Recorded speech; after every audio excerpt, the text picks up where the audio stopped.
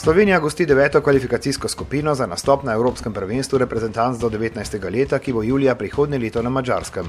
Prizorišči sta Bakovci, kjer so Švicari na prvi tekmi 4-0 odpravili Andoro, in mestni stadion na Ptuju, kjer so se naši upi pomirili z Anglijo.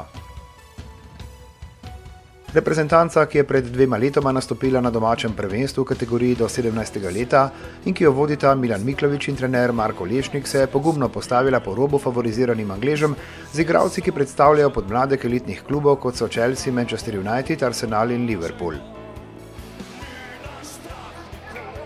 Po uvodnem nadigravanju okrog sredine igrišča je v 13. minuti po dolgi podaji za hrbet angleške obrambe član Milana Max Barišić preigral vratarja in zadel za 1-0.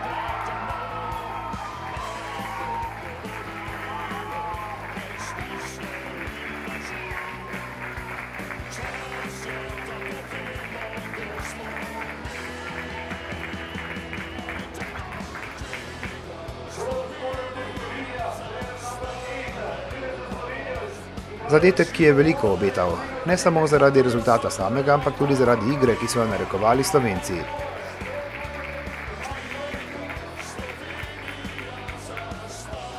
Je pa bilo jasno, da za mirno nadaljevanje nujno potrebujejo še eno žogo v mreži Binija in blizu povišanja vodstva je bil Barišić, ki pa je po podaji Reje zatresel le okvir gola.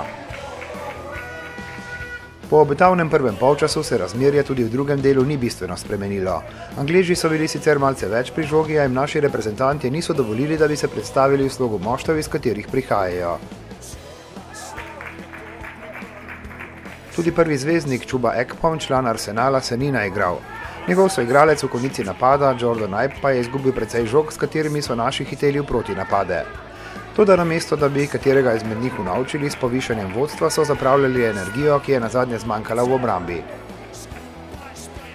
Po neuspešni offside zanki se je v 85. minuti pred Zabretom, edinim slovenskim reprezentantom, ki igra na otoku v moštvu Swansea, znašel prvi angleški strelec Louis Baker in ekipi pod taktirko Noela Blakea preigral točko.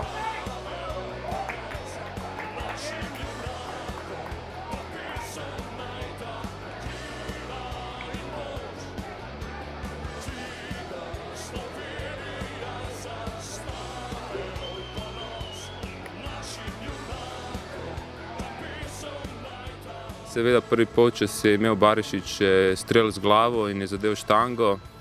Če bi dali tu na 2-0, bi verjetno tekmo mirno pripeljali do konca.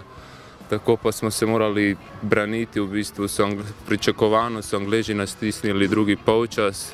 Prvih 5 minut je bilo kar naporno, ampak smo se dobro odbranili in sami ste videli na koncu prijeli zadetek v 5 minut pred koncem. Odločilnega pomena je seveda tekmo Švico v soboto. Mi bomo dali vse od sebe, da to tekmo dobimo, pripeljamo do konca, da zmagamo in upamo, da se bomo uvrstili v elite round. Videli se je, da smo dobro kontrolirali tekmo skozi cel čas.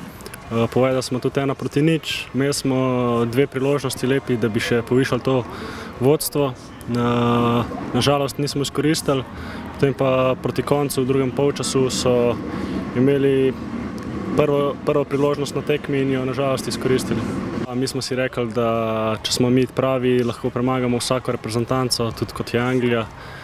Mislim, da smo to pokazali na igrišču, nismo se jih ustrašili. Mislim, da bomo tako igrali tudi naslednje 2 tekmi.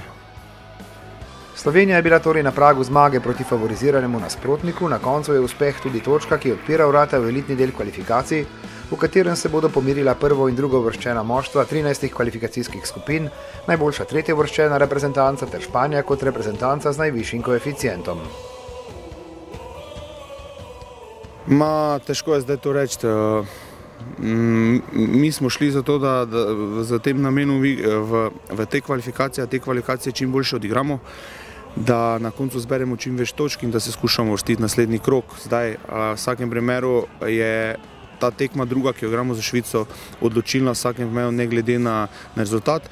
Lahko pa ta točka fantom pomeni spodbuda za naprej in zdaj lahko verjamejo, da zmorejo.